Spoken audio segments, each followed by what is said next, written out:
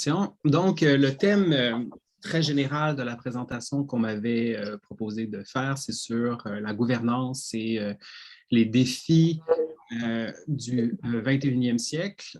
Alors, je commence. Alors, si vous regardez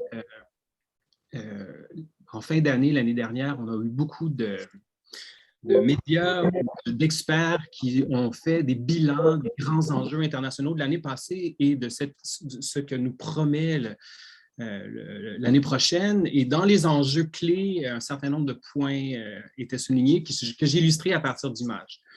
La première chose qu'on peut voir qui est au cœur des discussions, c'est le conflit commercial entre la Chine et les États-Unis. Donc, c'est un conflit commercial qui est beaucoup plus important que seulement les enjeux de commerce mondial. C'est vraiment une rivalité entre une puissance hégémonique, donc les États-Unis, qui est clairement dans une condition de déclin, alors que la Chine, elle, est en train de devenir la prochaine superpuissance mondiale. Et on se questionne sur l'impact que tout ça peut avoir sur le fonctionnement du système international, sur les organisations internationales, bref, sur la sécurité, l'économie mondiale.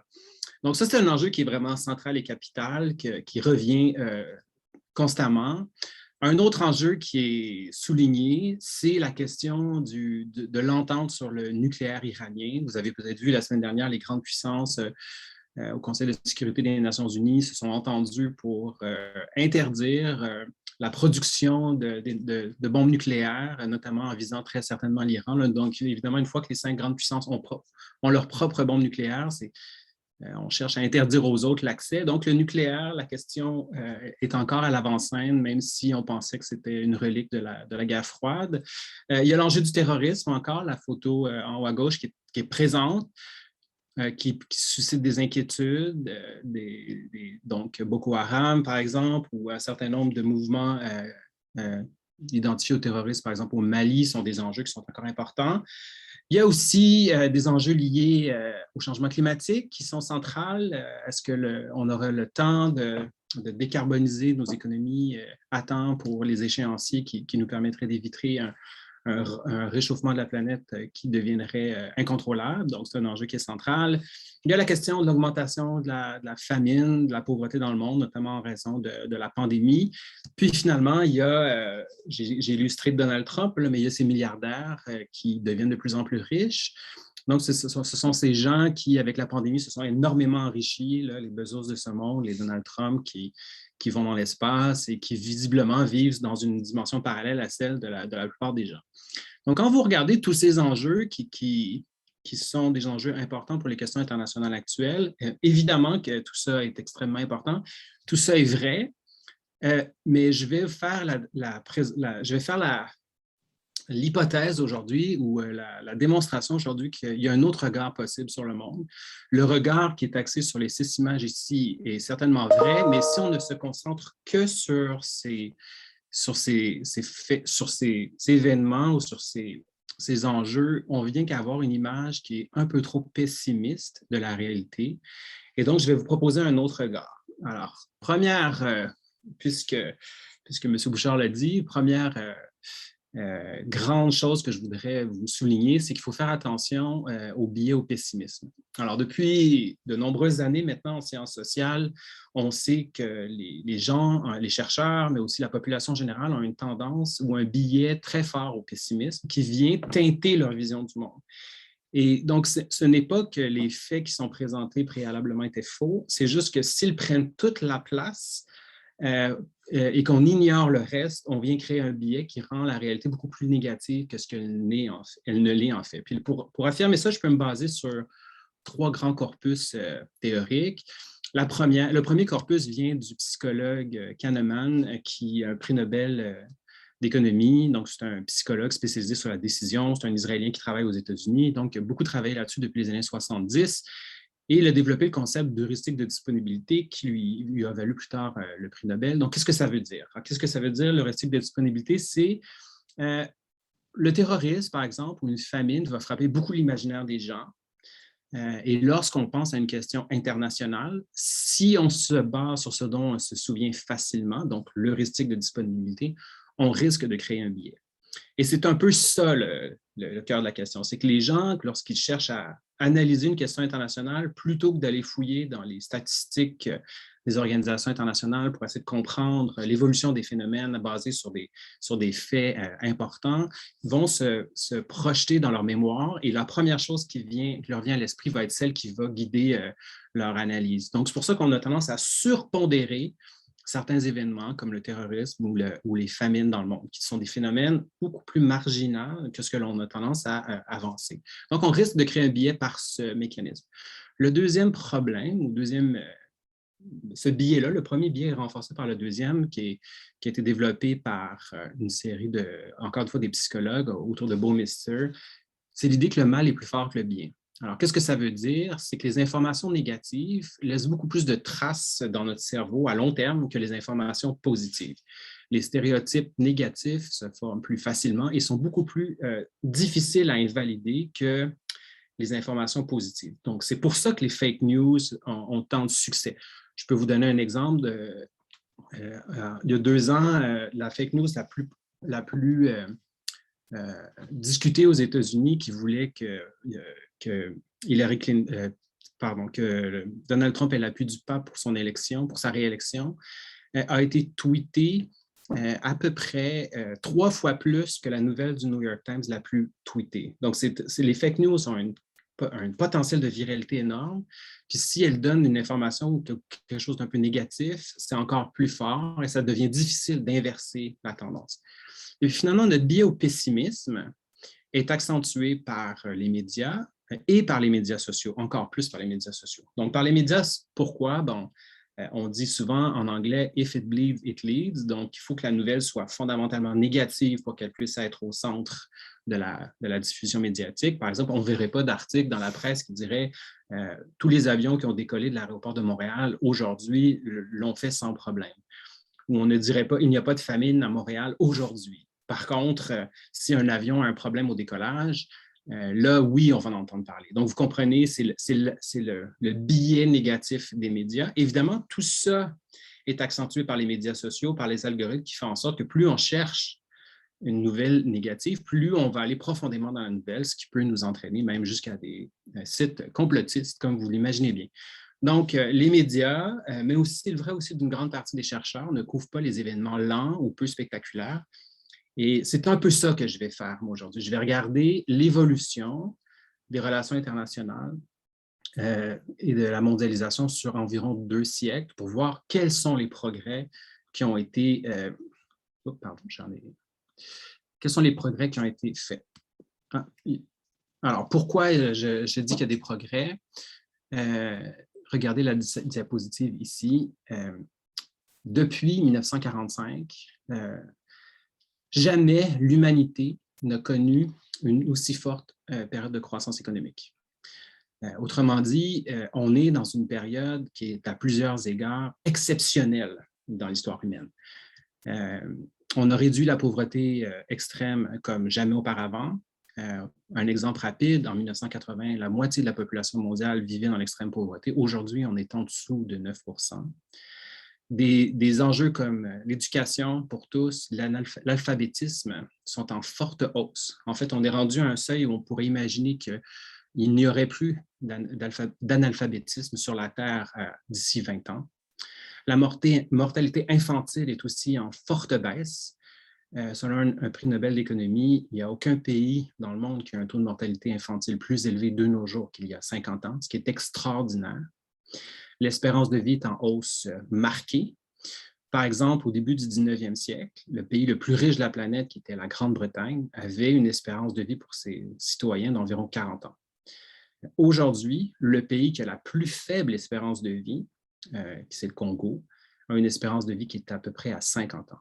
Donc, vous voyez qu'aujourd'hui, le moins bon de la classe fait mieux que le meilleur de la classe d'il y a 200 ans. C'est une façon de mesurer un progrès immense.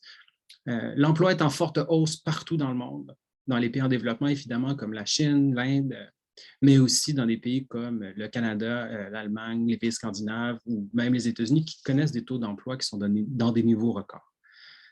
Il n'y a jamais eu autant de personnes en emploi dans le monde aujourd'hui ou dans les dernières années qu'à toute autre période de l'humanité. Autre chose intéressante qui est peu connue, les États-providence sont globalement mieux financés aujourd'hui qu'ils ne l'étaient il y a 30 ans, il y a 50 ans ou à tout autre moment dans l'histoire humaine. Et finalement, il y a plus de régimes démocratiques dans le monde de nos jours que toute autre forme de régime. C'est vrai qu'il y a des régressions dans certains pays, évidemment les États-Unis sont clairement un cas, mais globalement, les choses s'améliorent énormément. On ne peut pas coller un événement précis à chacune de ces données, mais quand on regarde les tendances lourdes, on voit que les choses s'améliorent. Alors, voici quelques données pour vous convaincre. Ici, c'est une courbe qui nous explique la croissance du PIB mondial sur une base par habitant depuis 1820, donc depuis 200 ans. Alors, comme vous voyez, il y a une forte croissance du PIB mondial à partir des années 1820 et avec une forte accélération depuis environ la Deuxième Guerre mondiale. Donc, c'est une croissance qui est forte et inédite dans l'histoire humaine. Autre exemple, ici, c'est la même donnée, mais reproduite sur 2 siècles. Donc, comme vous voyez, à partir de l'an 0 jusqu'à environ la fin du 19e siècle, l'histoire humaine n'avait pratiquement pas connu de croissance économique. La croissance était atone, et c'est seulement à partir de la révolution industrielle, mais aussi des révolutions sanitaires de la fin du 19e siècle, qu'on a commencé à connaître une croissance extrêmement élevée de la richesse mondiale, qui est un phénomène, comme je vous dis, historique sans précédent. Un autre phénomène qui est lié au premier, c'est la croissance des exportations mondiales depuis 1800. Donc, avant 1800, même avant 1900, on exportait très peu. On était très peu axé sur l'importation de produits provenant d'autres produits. On était globalement dans des autonomies qui tendaient vers l'autosuffisance basée sur un modèle agricole. À partir de 1945, on voit que le taux d'exportation, à partir du système qui a été créé après la Deuxième Guerre mondiale, qui est extrêmement élevé. Donc, ça aussi, c'est inédit dans l'histoire. Troisième graphique, ou troisième grande tendance, ici, c'est la question de la croissance de la population mondiale depuis 1700. C'est la ligne en mauve qu'il faut regarder. Donc, avec cette question de créer, avec la création de la richesse mondiale, avec l'augmentation des exportations, s'accompagne une extraordinaire croissance de la démographie au niveau mondial. En ce moment, pour le dire simplement, on ajoute à peu près 1 milliard de personnes sur Terre environ à chaque 11 ans.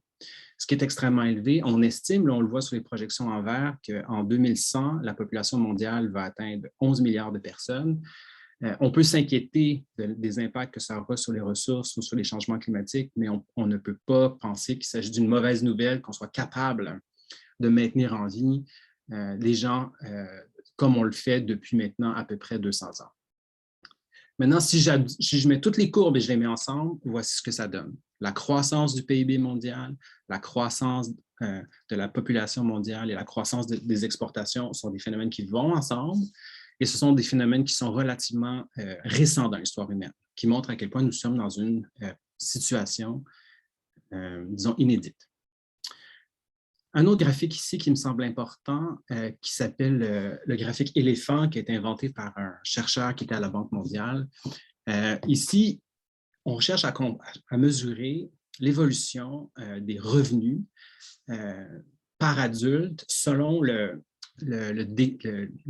décile où il se retrouve dans le monde. Alors, je vais vous expliquer simplement. En 1980, imaginez que tout le monde est au point zéro. Puis là, on cherche à savoir, 36 ans plus tard, où est-ce que le décile, donc le 10 des moins riches se retrouvent 36 ans plus tard, où est-ce que le 20 des moins riches se retrouvent 36 ans plus tard, le 50 le 80 le 90 et le premier 1 au bout. Autrement dit, tout le monde part sur la ligne de départ en même temps, on lance la course, puis on regarde 36 ans plus tard où est-ce que les gens sont rendus. Alors, ce que ça nous dit, c'est qu'on a créé énormément de richesses depuis 1980. Ceux qui ont profité le plus de cet accroissement énorme de la richesse, vous le voyez à droite, c'est le premier 1 de la population mondiale. Donc, ce sont ces super milliardaires qui ont réussi à s'enrichir de façon beaucoup plus élevée que les autres. On est dans des taux qui dépassent le 200 Ensuite, le deuxième groupe de gagnants, qui est beaucoup plus important en termes de personnes, ce sont les pays émergents. Donc, c'était à l'origine le dos de l'éléphant. Donc, ce sont les des travailleurs chinois, des travailleurs indonésiens, des travailleurs qui viennent de pays comme le Brésil. Donc, les économies émergentes ont vu leurs revenus réels croître de plus que 100% pour la plupart des cas. Ensuite, vient les classes moyennes, inférieures et supérieures des pays développés.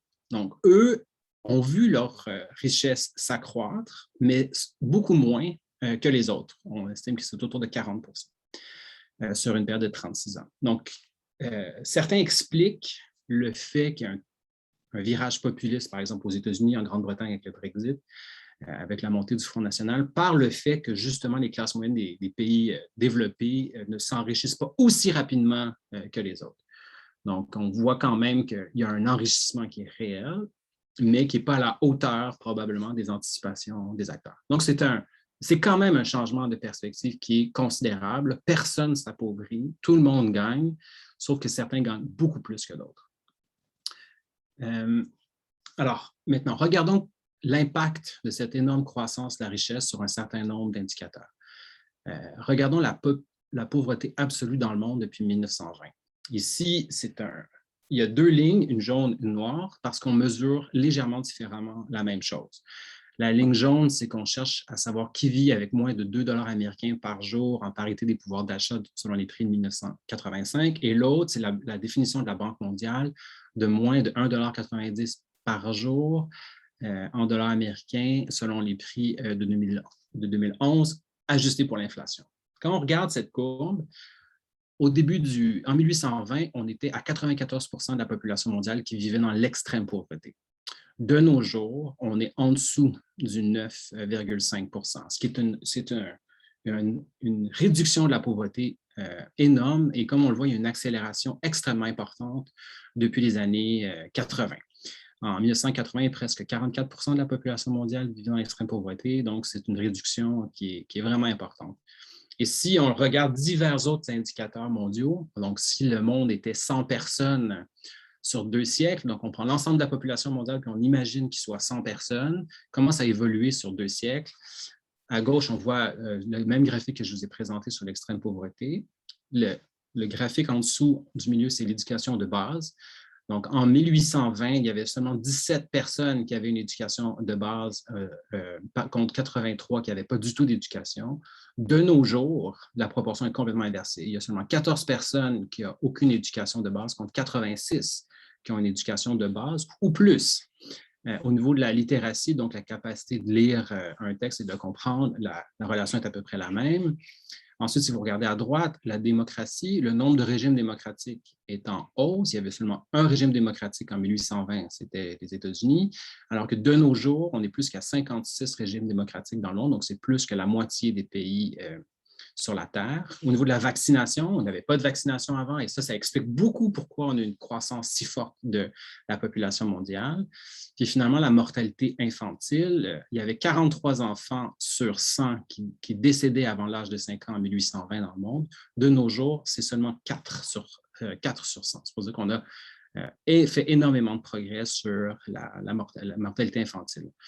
Ici, vous voyez les niveaux d'éducation dans le monde avec une projection pour le futur pour voir qu'on estime qu'on va être dans les prochaines années dans un monde où le pourcentage de la population qui aura accès à aucune éducation, et c'est la ligne rouge, là, est extrêmement faible. Donc, on voit qu'il y a une des grandes révolutions qui permet de créer autant de richesses, c'est la révolution par l'éducation, et on voit que c'est un phénomène qui progresse très, très, très certainement. Ici, un autre graphique qui permet d'illustrer ce dont je viens juste de parler sur la question de la mortalité infantile. On voit un déclin massif depuis le début du 19e siècle. Évidemment, on n'a pas des données pour l'ensemble des pays aussi précises. Souvent, ce sont juste des données très générales, mais on voit quand même qu'il y a une diminution très marquée, incluant dans les pays en développement, de la mortalité infantile dans le monde, et ce qui explique pourquoi un prix Nobel avait dit qu'aucun pays n'avait des taux de mortalité infantile plus élevés de nos jours qu'il y a 50 ans.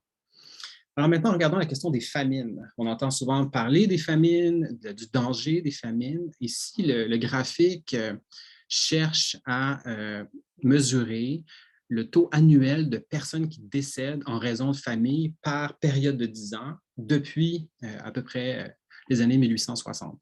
Donc, comme vous voyez, depuis les années 80, les famines sont un phénomène beaucoup plus rare, donc, dont la récurrence est beaucoup plus rare, à un point tel qu'avec 0,5% de 2010 à 2016, on est dans un système qui est rendu marginal. Donc, autrement dit, il y a de moins en moins de familles dans le monde. Ça peut s'expliquer par différents facteurs, par la richesse globale, par la production et les exportations qui ont augmenté. Un prix Nobel d'économie, Amartya Sen, a aussi fait un livre qui expliquait que les démocraties ne connaissent pas les famines parce que la population sanctionnerait électoralement parlant ceux qui sont responsables des famines. Donc, la tendance pour l'avenir reste aussi très positive à cet égard. Et tous les facteurs que je viens de vous présenter nous conduisent à une augmentation de l'espérance de vie dans le monde.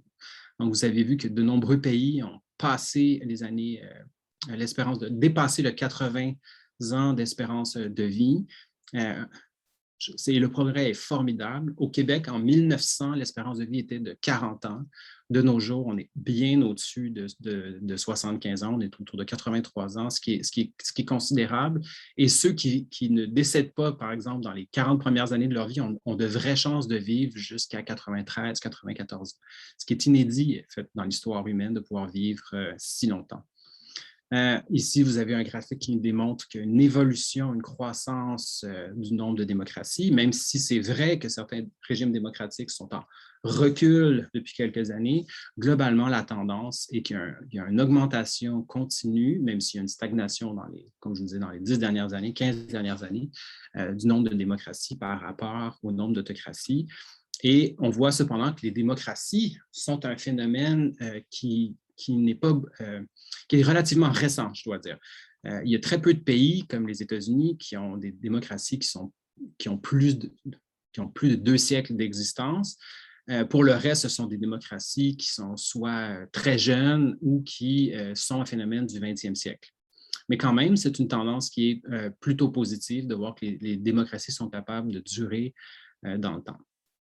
Donc maintenant, si vous me permettez de changer un peu de sujet, la question, c'est est-ce qu'on vit dans un monde plus dangereux? Est-ce qu'on vit dans un monde plus violent? Est-ce qu'il y a plus de conflits? On entend souvent parler de la violence. Puis, sur cet enjeu, il y a des débats extrêmement importants. Il y a un professeur à Harvard, Stephen Pinker, qui a sorti un livre qui en anglais s'appelle « The Better Part of Our Angel » et qui, lui, soutient la thèse qu'on vit dans un monde qui est de moins en moins violent. On vit dans un monde où il y a de moins en moins d'homicides, de moins en moins de conflits guerriers, il y a de moins en moins de morts liés à la guerre. Même les attentats terroristes ont tendance à être sous-estimés et, dans les faits, plutôt en déclin. Alors, regardons quelques chiffres pour voir si cette hypothèse est vraie. Ici, c'est un graphique qui vient mesurer les guerres entre les grandes puissances. Quand vous regardez la littérature sur la théorie des relations internationales, vous voyez que c'est souvent les grandes puissances qui sont responsables ou qui sont impliquées dans un conflit du fait de leur statut hégémonique. Et ce qu'on constate, c'est qu'il y a effectivement un déclin assez marqué depuis le 16e siècle du nombre de guerres qui impliquent des grandes puissances et depuis 2000, donc c'est devenu extrêmement rare. Donc, c'est une tendance qui est encourageante. Donc, les grandes puissances ne se font plus la guerre. Fort probablement parce qu'on a découvert l'arme nucléaire et que ça aurait pour conséquence d'anéantir la population sur la Terre. C'est possible aussi que la nature des régimes plus démocratiques fait en sorte que les grandes puissances ne se font pas la guerre. Mais disons que la tendance est assez nette. Il y a une diminution assez claire du nombre de guerres en grande puissance. Si l'on regarde autrement, je vais aller trop loin. Puis on regarde sur la Terre, qu'est-ce qui se produit comme conflit? On se rend compte que dans le fond, depuis 1945, la tendance est assez claire, et même un peu avant, dans les faits, les guerres civiles sont le conflit le plus important qu'on retrouve sur Terre. Donc, il y a moins de chances sur Terre que 2 grandes puissances rentrent en conflit l'une contre l'autre. Qu'il y a une guerre civile qui naisse au sein d'un pays. Par exemple, le Myanmar ou l'Éthiopie en ce moment. Donc, les possibilités que les États-Unis et l'Allemagne rentrent en guerre sont vraiment très faibles. Que les États-Unis et la Chine entrent en guerre sont vraiment très faibles. On le ferait probablement plutôt de façon détournée et non pas dans confrontation directe comme on le faisait, par exemple, dans le passé.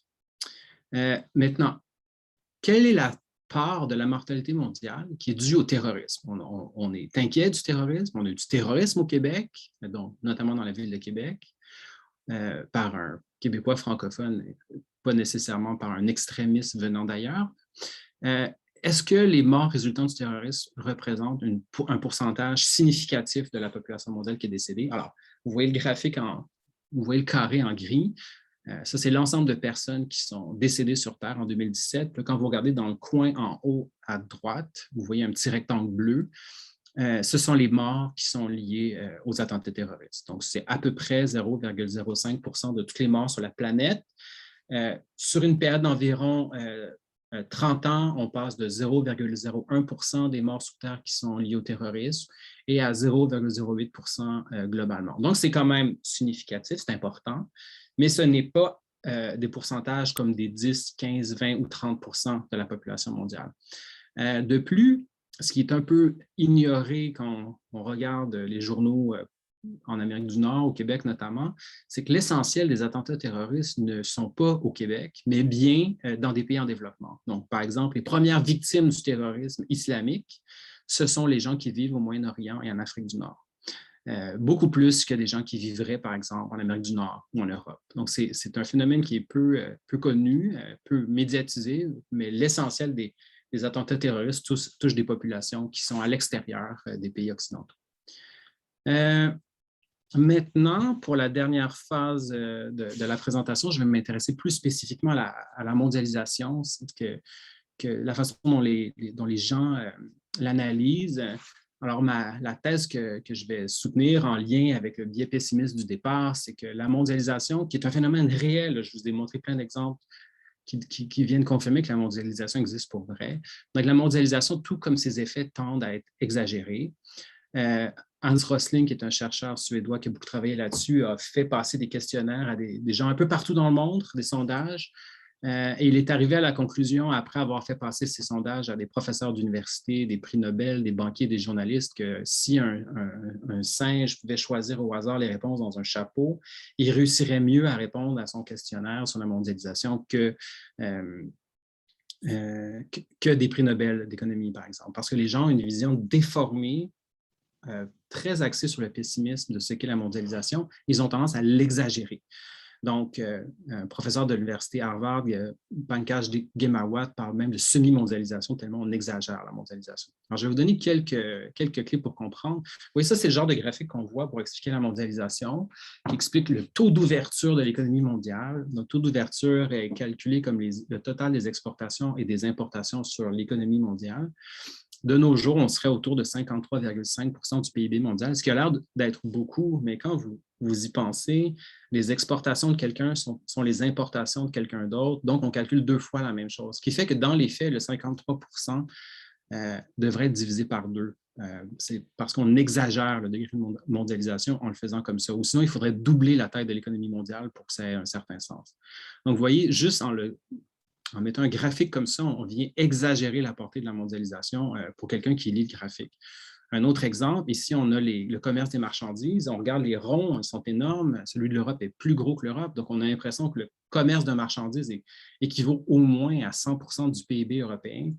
Or, dans la pratique, c'est beaucoup plus faible, c'est à peu près 20 %. Donc, on vient exagérer la mondialisation par la cartographie qu'on fait de la mondialisation.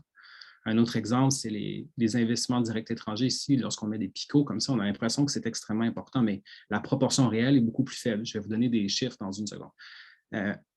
Dernier exemple, lorsqu'on regarde la domination mondiale de Facebook, on a l'impression que Facebook est partout dans le monde, donc qu'on peut communiquer et avoir des amis partout sur la planète. Or, dans les faits, on se rend compte que l'utilisation réelle des gens est beaucoup plus limitée à des gens autour de nous. Et encore une fois, je vais vous donner des chiffres. Par exemple, commençons par la communication internationale, qui sont un des indicateurs clés pour mesurer la mondialisation. Quelle est la part des appels internationaux, incluant ceux qu'on fait par Internet, par Zoom ou Skype, par exemple, qui traversent les frontières d'un pays? À partir d'études américaines, on a découvert que c'était seulement 7 % du total en 2017. Donc, pour 93 appels qu'on fait aux États-Unis, on en fait 7 à l'extérieur des États-Unis, ce qui fait que dans les faits, c'est très peu. Quel est le pourcentage de gens sur Facebook qui ont des amis à l'extérieur des frontières de leur pays? C'est 15 %. Sur Twitter, des études similaires ont été faites. C'est à peu près la même chose, autour de 15 %. Autre exemple, sur les mouvements migratoires. Quand la firme de sondage Ipsos, en 2016, a fait un grand sondage auprès de 27 250 personnes dans 40 pays, on leur a demandé d'estimer le pourcentage d'immigration dans leur pays. Dans les faits, on a massivement surestimé l'immigration. Les chiffres qui étaient évoqués étaient souvent 3 fois plus élevés que la réalité.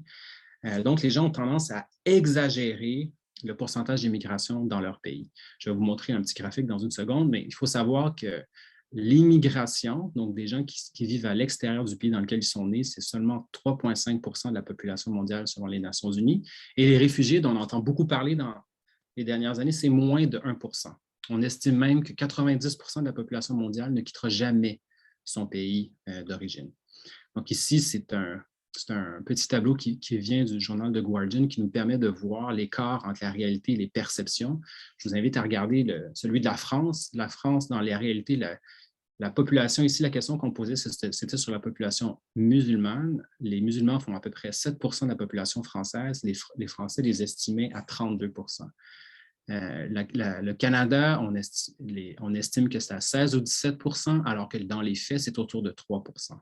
Donc, il y a un écart très important entre la réalité et les perceptions pour mesurer l'immigration. Et une autre erreur qu'on fait souvent lorsqu'on parle des réfugiés, les médias ont beaucoup parlé du fait que le Canada reçoit énormément de réfugiés. Alors, dans les faits, les pays qui reçoivent le plus de réfugiés sont des pays en développement parce que typiquement, des réfugiés, ce sont des gens qui subissent un conflit violent, un coup d'État, une famine ou un tremblement de terre et qui vont migrer à pied vers le pays le plus proche. Le cas des Syriens qui ont marché jusqu'en Allemagne et en Europe est assez rare à cet effet. La plupart des pays qui attirent le plus de réfugiés dans le monde sont des pays frontaliers aux pays où il y a un problème important. Et la plupart des pays qui reçoivent le plus d'immigrants, de réfugiés, sont des pays en développement. La seule exception ici, c'est l'Allemagne, qui en a reçu énormément parce que Angela Merkel les a acceptés, 850 000 réfugiés.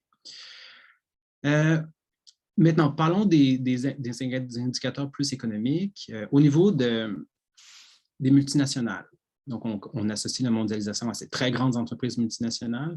Quelle est la part de la production économique qui est faite par les multinationales dans le monde? Alors, c'était 9 % en 2017. C'est important, 9 %, mais ce n'est pas 50 % et ce n'est pas 75 %. C'est beaucoup plus faible. Dans les faits, selon des études faites par les économistes universitaires Harvard, il y a seulement 0,1 % des entreprises dans le monde qui conduisent des opérations à l'extérieur de leurs frontières nationales. Il y a seulement 2 % des entreprises dans le monde qui ont des employés à l'extérieur de leur pays d'origine. Les employés du Fortune 500, donc les 500 plus grandes entreprises dans le monde, font généralement beaucoup plus de bénéfices dans leur pays d'origine que dans le reste du monde. Donc, même pour les très grandes multinationales apatrides, si on veut, le marché d'origine est beaucoup plus important que le marché mondial. Et maintenant, les investissements directs étrangers, donc ce que les entreprises investissent à l'extérieur de leur territoire pour favoriser le commerce, c'était 10 % de tous les investissements faits dans le monde en 2017. Donc, pour 90 investissements faits dans un pays, il y en a 10 qui traversent une frontière. Donc, c'est important, 10 %. Sur une base historique, c'est assez élevé, mais on est loin des chiffres qu'on entend souvent et on est loin de l'importance qu'on pense pour l'économie nationale. Les investissements directs étrangers, c'est seulement 2,3 % du PIB mondial. Alors, je sais que le temps file, alors je vais accélérer si je peux le faire. Est-ce que j'ai une question? Parce que je vois que non, ça va.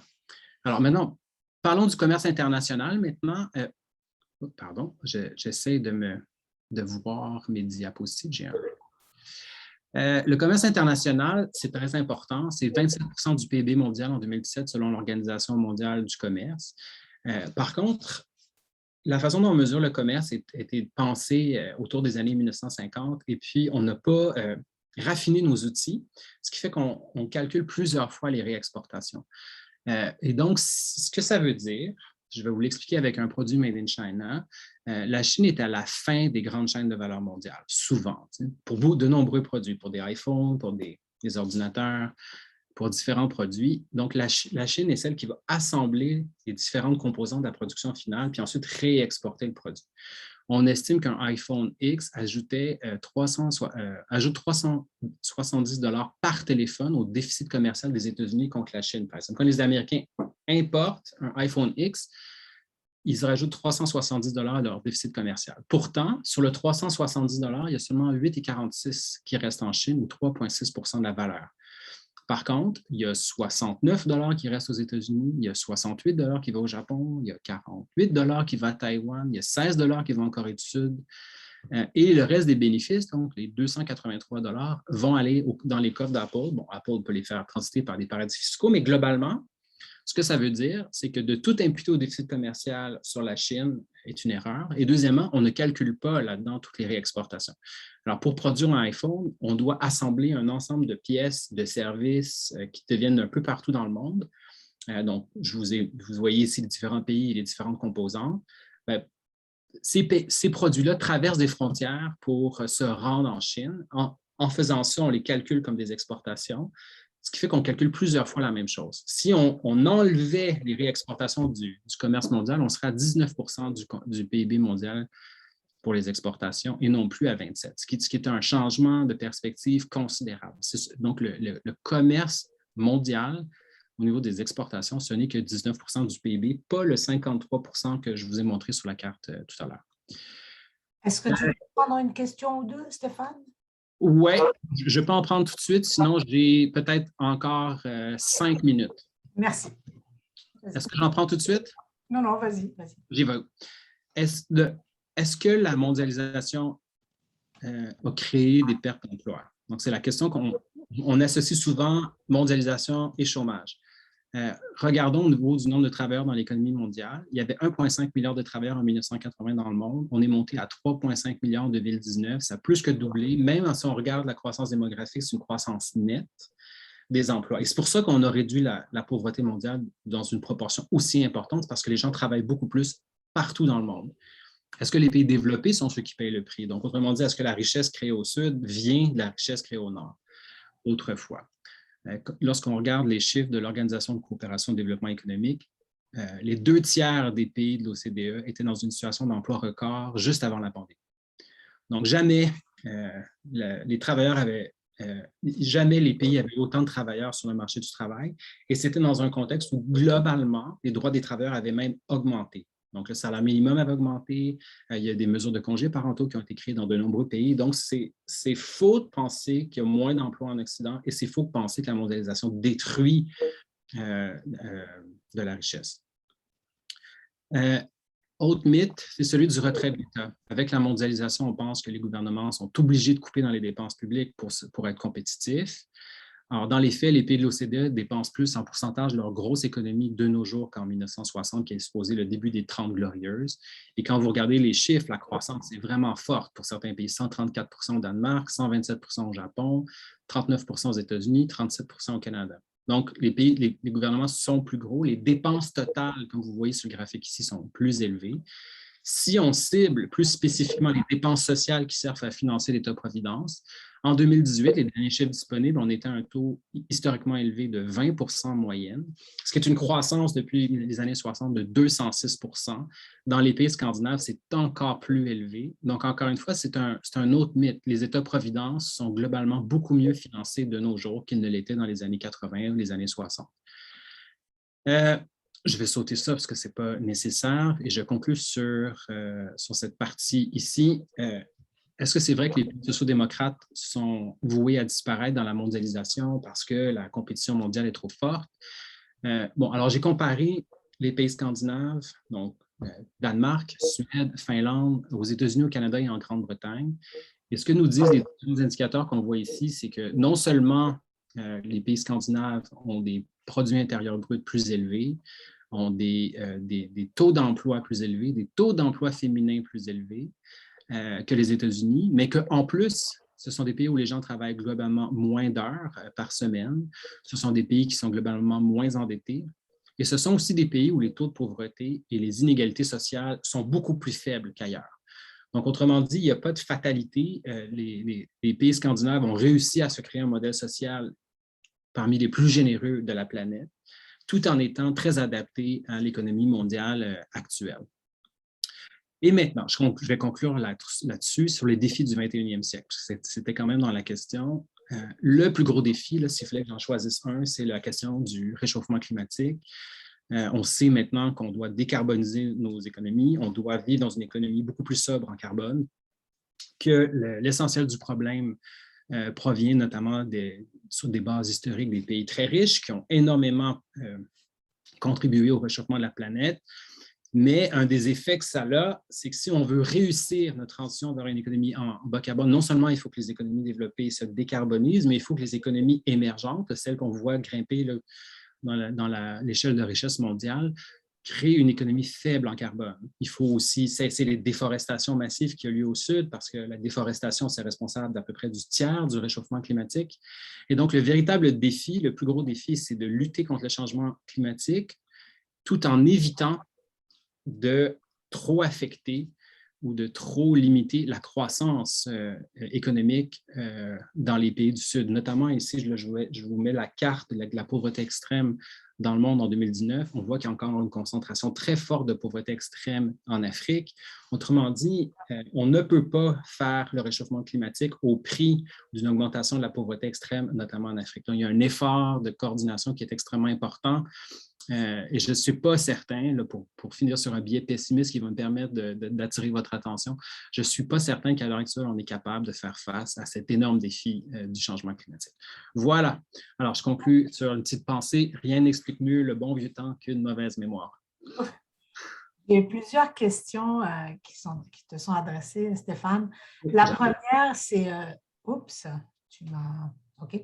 La première serait sur les données sur la communication Internet et Facebook qui datent de 2017, qui sont peut-être un point de référence un peu lointain.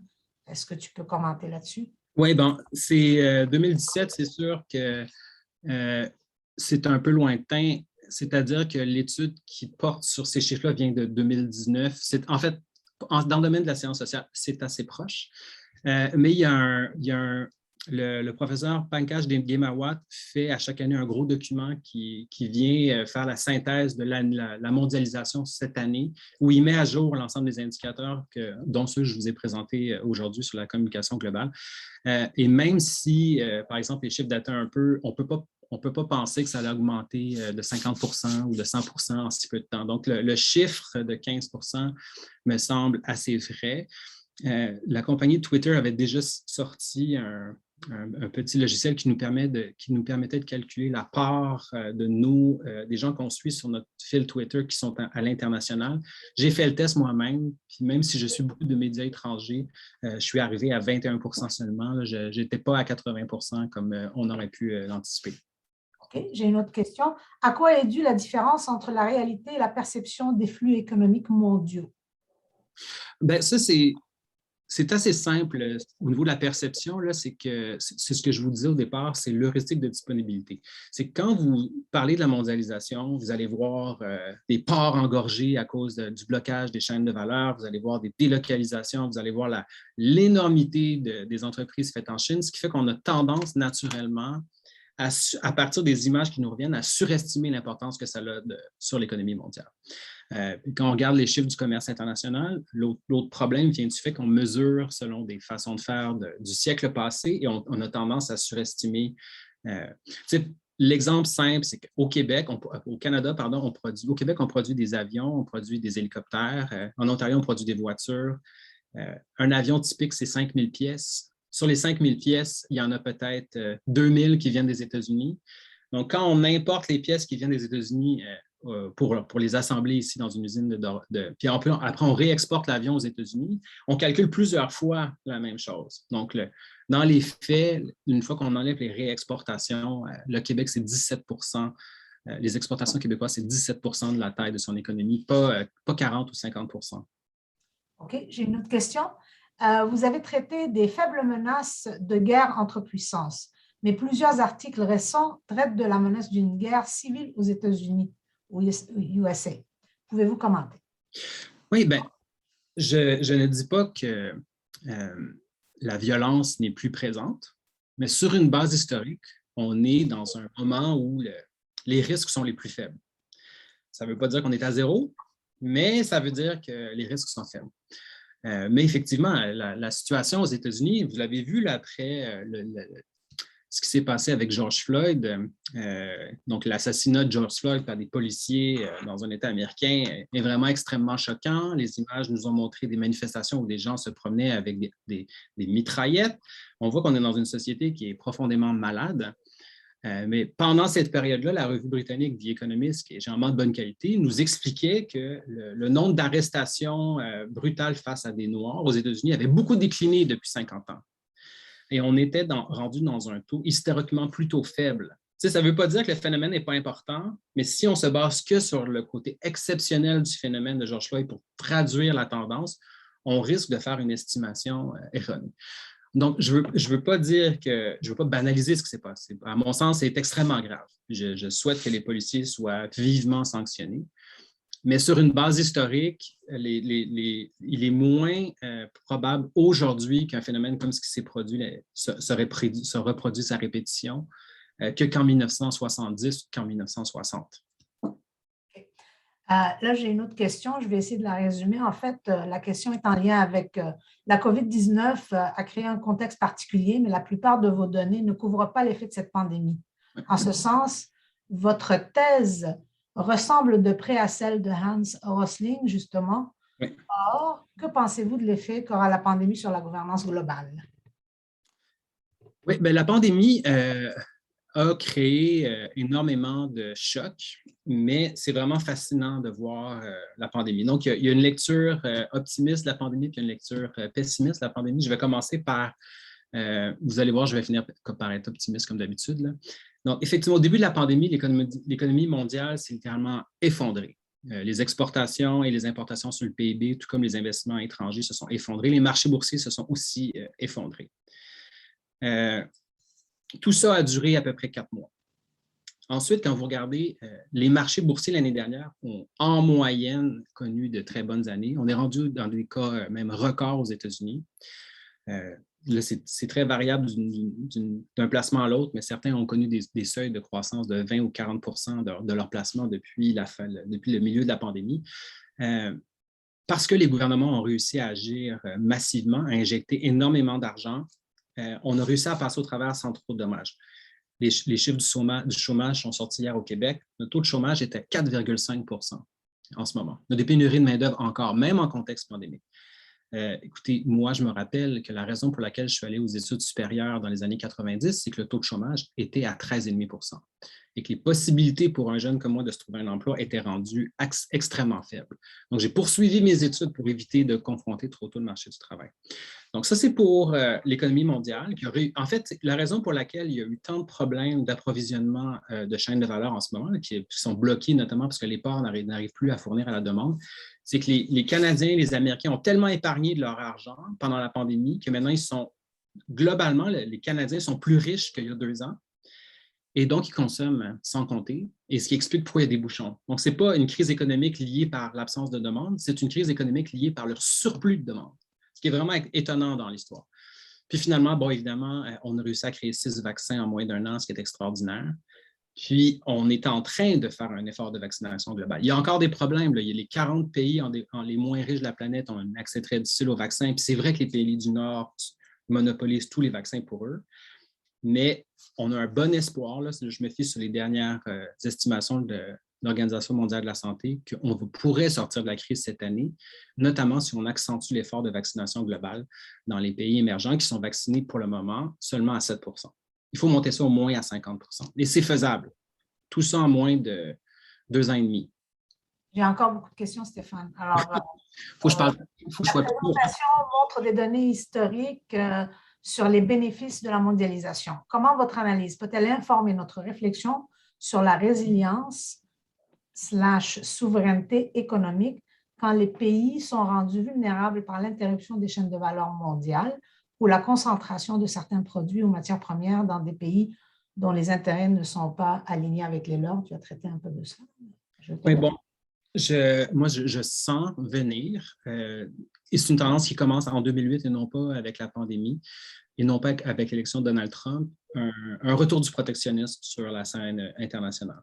Donc, ça commence en Chine. Les Chinois veulent augmenter la part de la production chinoise dans leurs exportations. Tout à l'heure, je vous avais montré que c'était seulement 3,6 % de la valeur d'un iPhone qui provenait de la Chine. Ils veulent augmenter ça à 75 %, ce qui est énorme. Autrement dit, ils veulent éjecter les autres joueurs de leur marché économique. S'ils font ça, puis que l'Europe fait la même chose, puis que les États-Unis font la même chose, puis que le Canada fait la même chose, puis que le Québec fait la même chose, on risque de se retrouver dans une situation économiquement beaucoup plus difficile qui risque d'induire une récession, une crise du commerce international. Par contre, si on le fait de façon négociée, puis si on le fait en tenant compte aussi de l'impact sur les changements climatiques, on peut réussir à faire une transition. Je vais vous donner juste un exemple. On pourrait produire plus de produits agricoles au Québec. On pourrait encourager les écoles primaires, secondaires, les universités, les cégeps, les hôpitaux à consommer local et bio, pourquoi pas. Et en faisant ça, on rapatrierait, en fait, on mangerait plus des produits faits plus proches de chez nous et on aurait un impact positif sur les changements climatiques. Donc, il y a des opportunités dans la crise actuelle, mais c'est vrai qu'on est dans une situation où il faut surveiller parce qu'on risque de créer une crise du commerce international. OK, alors je continue. Considérez-vous qu'il y a une mouvance vers la zone Indo-Pacifique quant aux investissements économiques et militaires? Si oui, comment le Québec et le Canada peuvent se positionner face à ce territoire? Oui. Lorsqu'on regarde la croissance économique mondiale, clairement, l'Asie du Sud-Est est beaucoup plus dynamique. Les taux de croissance sont beaucoup plus élevés. La Chine va dépasser en PIB par habitant bientôt les États-Unis. Donc, c'est en parité des pouvoirs d'achat. C'est quand même extrêmement significatif. Donc, oui, il y a quelque chose qui se passe en Asie. Au niveau des investissements étrangers, la plupart des investissements étrangers dans le monde, encore de nos jours, vont dans les pays riches et non pas dans les pays en développement. Ils ne vont pas des pays riches aux pays en développement, mais des pays riches entre eux. Le premier endroit où investissent les Américains, c'est au Canada. Le deuxième endroit, c'est en Grande-Bretagne. Donc, avant de mettre la Chine, la Chine arrive troisième. Mais c'est vrai que ça change, c'est important. Il faut s'intéresser à l'Asie. Pour le Canada, là, on est dans une situation qui est difficile. Le premier ministre canadien a une relation tendue avec la Chine, pour ne pas dire pire, une relation difficile avec le Japon, difficile avec le Vietnam. Bref, le Canada s'est mal positionné dans les 6 dernières années. Et là, on est dans une situation où on est en retrait du grand jeu qui est en train de se passer en Asie, parce que le Canada n'a pas de politique étrangère réfléchie. On change de ministre des Affaires étrangères comme on change de paire de chaussures. On n'a pas de vision exprimée. On a peu d'experts au gouvernement. On en paye le prix. Ça, j'ai un petit côté pessimiste là-dessus. Okay. C'est bon, j'en ai une autre. En opposition des thèses de Pinker dans son livre Le triomphe des Lumières, oui, se positionne la culture des post-vérités. Timothy Snyder, historien de Yale, s'inquiète des réussites de la négation et de ses conséquences sur les changements de régime, y incluant les États-Unis. Comment utiliser les Lumières contre ce phénomène de post-vérité? C'est vraiment très difficile et c'est ça, moi, un des enjeux qui me préoccupe le plus. Il y a une professeure de l'Université Harvard qui a publié un livre il y a 3 ans qui s'appelle « Do Facts Matter in Politics ».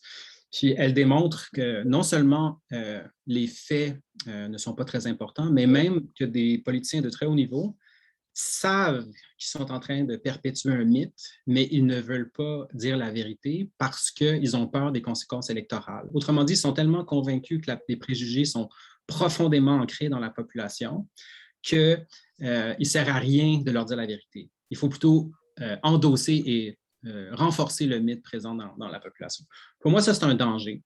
C'est un danger que les intellectuels ont un devoir de dénoncer. Je pense que la liberté d'expression et le fait qu'on a une sécurité d'emploi dans le milieu académique nous donne cette responsabilité de faire face à la musique, là, même si ce n'est pas très populaire. Il m'est déjà arrivé de me faire critiquer très sévèrement dans différentes conférences. Donc, oui, tout ça est vrai. Je pense qu'il faut encourager la diffusion, le transfert de la connaissance, le fait qu'on doit avoir des activités comme aujourd'hui disponibles en ligne. Le fait qu'on ait aussi des bases de données comme celle, vous avez vu, j'ai beaucoup de cartes qui viennent du site web Our World in Data qui met des données à partir des meilleures recherches disponibles. Puis si on écrit aux auteurs pour leur dire vous avez fait une erreur dans votre carte, ils vont la corriger. Tout ça va dans le bon sens. Je pense qu'il faudrait aller jusqu'à souhaiter une meilleure responsabilité journalistique quand on publie des fausses nouvelles. Parce qu'il y a un paradoxe entre, je vais donner un exemple sans nommer de gens en particulier, mais dans des émissions de télévision, on fait débattre des experts. On va mettre un expert qui a 30 ans d'expérience sur la question des changements climatiques et un animateur de radio d'une ville qui n'a aucune expérience sur la question des changements climatiques, mais qui est capable d'avoir, parce qu'il est fort en gueule, il est capable de donner son opinion sur à peu près n'importe quoi. Mais ça, honnêtement, il devrait avoir une optique journalistique qui nous indique que ce n'est pas une bonne façon de procéder. Tous les points de vue ne se valent pas et n'ont pas la même valeur. Excuse-moi, Stéphane, je vais prendre encore quelques questions. Oui. Je fais fi de tout le monde qui te remercie pour cette belle présentation. Okay. Je passe directement aux questions. Alors, j'en ai une. Qu'en est-il du mythe sur le surendettement des États contemporains? Le mythe du surendettement des États contemporains. Bon, ce n'est pas un mythe. Les États sont historiquement beaucoup plus endettés qu'autrefois. En pourcentage de la taille de leur économie, c'est absolument vrai. Mais il faut faire une nuance par rapport au passé. Par exemple, dans les années 1990, on s'en souvient probablement, le gouvernement du Québec a dû faire un effort d'atteindre le déficit zéro en raison du poids de sa dette. C'est qu'à l'époque, le gouvernement du Québec devait emprunter sur les marchés boursiers, sur les marchés financiers internationaux. Puis la cote du gouvernement du Québec avait faibli, ce qui fait qu'à chaque année, on mettait littéralement des milliards de dollars en intérêt de la dette juste pour financer les opérations du gouvernement. C'était extrêmement cher. Donc, on a fait des efforts de réduction des finances publiques très forts, très, très forts. Ce qui se passe à partir des années 2000, c'est qu'avec la montée et la croissance de la Chine, l'épargne mondiale devient beaucoup plus disponible. Pourquoi? Parce que les Chinois ont peu confiance dans leur pays. Ils investissent à l'international. Que cherchent-ils? Des placements sûrs. Les obligations des gouvernements sont des placements sûrs. Donc, les gouvernements se financent beaucoup plus facilement qu'autrefois. Autrement dit, avec la pandémie, on a rajouté plus que 300 milliards de dollars de dette au Canada, mais cette nouvelle dette-là nous coûte moins cher qu'elle nous coûtait dans les années 90, ce qui fait qu'elle est beaucoup plus soutenable dans le temps. Le seul bémol que je vais mettre, c'est si on augmente les taux d'intérêt, là, ça va devenir extrêmement contraignant et difficile sur les finances publiques. Mais bon, donc, ce n'est pas un mythe. La dette est importante. Ceux qui s'inquiètent beaucoup de l'endettement des États vont être très inquiets dans les prochaines années parce que ça va beaucoup augmenter. Cela dit, le consensus parmi les experts, c'est que pendant la crise de la COVID-19, s'endetter était la chose à faire, que ça a permis à l'économie de continuer à rouler, ça a évité que plusieurs personnes tombent dans la précarité et la pauvreté. Et on est capable de soutenir ça à long terme en raison du dynamisme de l'économie mondiale et de l'épargne qui est facilement disponible. Il y a beaucoup de questions, je vais quand même en prendre une ou deux. Oui, moi, ça va. Alors, il y a toujours une corrélation directe entre la courbe du PIB mondial et celle de l'émission du CO2 mondiale. Ceci vient principalement du fait que les deux courbes résultent de notre utilisation d'énergie fossile. Pensez-vous donc qu'il faut commencer à faire diminuer notre PIB? C'est ça la grosse question que je me dis à la fin. Est-ce qu'on peut penser réduire le réchauffement climatique par une réduction de l'économie mondiale, par un affaiblissement de l'économie mondiale, par la croissance zéro, par des choses comme ça? Ma crainte, c'est que ça va avoir un impact disproportionné sur l'Afrique, les pays émergents. Et un des enjeux que je vois dans la littérature scientifique, les gens qui travaillent sur les enjeux de changement climatique, les enjeux de changement climatique sont des enjeux complexes qui nécessitent des énergies à temps plein d'une personne raisonnable, et le développement aussi. Mais ces deux groupes de personnes ne se parlent pas. Donc, il faut s'assurer que la réduction de notre empreinte carbone dans le monde soit accompagnée d'un désir de ne pas nuire au développement de l'Afrique. Parce qu'on ne veut pas retourner l'Afrique 20 ans en arrière, puis on veut que les Africains puissent bénéficier de la croissance mondiale qu'a bénéficié la Chine et le Brésil dans les années passées. Donc, je ne pense pas que les théories sur la croissance zéro ou sur la diminution de la taille du PIB global soient la bonne. De toute façon, les populations ne l'accepteraient pas. Donc, il faut trouver autre chose. Il faut décarboniser, il faut trouver de nouvelles technologies. Il faut que les pays riches acceptent mieux de prendre leurs responsabilités et qu'ils financent le fonds vert, notamment pour la transition. Il faut favoriser le reboisement des pays du Sud. C'est un des problèmes qu'il y a, là, le tiers des gaz à effet de serre mondial sont liés à la déforestation parce que les arbres captent le carbone. Quand on les coupe pour faire de l'agriculture intensive pour nourrir les pays qui sont en forte croissance, on détruit les arbres qui libèrent leur carbone, ce qui est terrible. Bref, il faut faire une grosse réflexion là-dessus.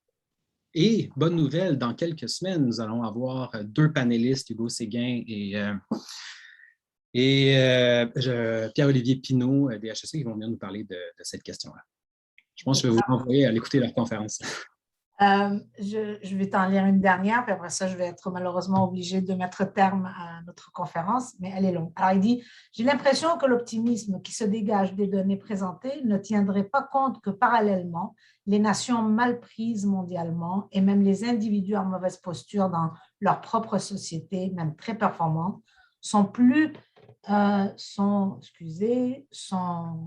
mondialement, les individus en mauvaise posture dans leur propre société, même très performantes, sont plus ficelés pour les réglementations endémiques qui les enserrent de toutes parts. Qu'en pensez-vous? Oui, bien, on n'est pas dans une situation parfaite. Là. Sur une base historique, les choses s'améliorent de façon très significative. Mais quand je dis qu'on a réduit l'extrême pauvreté à moins de 9 c'est quand même, on parle quand même d'extrême pauvreté. Alors, les gens passent d'un seuil de 1,90 $ par jour à 3 $ par jour. C'est pas encore suffisant. Nous, moi, je souhaiterais qu'on ait tous un niveau de vie équivalent à celui du Québec partout dans le monde. Donc, évidemment, se réduire d'une réduction de la pauvreté globale, c'est une chose. De penser que la situation est suffisante, c'en est une autre. Et ce n'est pas mon cas. Moi, je veux qu'on continue le développement économique. Je veux qu'on sorte les enfants de la pauvreté. Je veux qu'on ait un accès pour tous à l'éducation, à la médecine essentielle de base. Vous savez qu'il y a à peu près 40 pays dans le monde qui n'ont pas accès à la médecine de base. Donc, les vaccins de base sont difficilement accessibles. Donc, ça touche beaucoup, donc, comme je vous disais, les pays africains qui sont à faible revenu, comme nous dit la Banque mondiale. Donc, oui, ça, c'est très important. Puis pour la question en fait, je vais vous donner, juste pour compléter ma réponse, là où ça va mal, où ça a régressé, il y a quand même des vidéos où ça a régressé. Généralement, l'explication, c'est par une guerre civile. Donc, lorsqu'un pays commet une guerre civile, un peu à l'image de celle qui a eu lieu au Rwanda il y a une vingtaine d'années, le PIB s'effondre, les indicateurs de santé publique s'effondrent, les écoles, la performance scolaire des enfants s'effondre et ça prend énormément de temps de corriger la situation. Où certains pays, là, je pense au Liban, parce que je vois Mme Smidi devant moi, sont en crise à l'heure actuelle. Et c'est clair que quand on va regarder les chiffres du Liban dans 5 ans, dans 10 ans, on va sentir tout l'impact de l'épreuve qui vient de vivre. Mais globalement, la grande tendance mondiale de tous les chiffres colligés nous indique une légère progression. Malheureusement, je dois arrêter la conférence ici parce que nous nous retrouvons à 10h30 avec les étudiants. Je vous remercie vraiment, M. Paquin, M. Bouchard, mais je remercie aussi tout le monde qui est venu assister à cette conférence et j'espère vous revoir. Vous pouvez trouver toutes les conférences à venir sur la plateforme Eventbrite ou sur le site de l'ETS. Il y en a cet après-midi, nous allons accueillir M. Éric Mottet et Serge Granger qui vont nous parler de la Chine, de l'Asie dans l'économie mondiale. Alors, je vous remercie tous et toutes d'être venus à cette première conférence de la série Leadership et responsabilité citoyenne.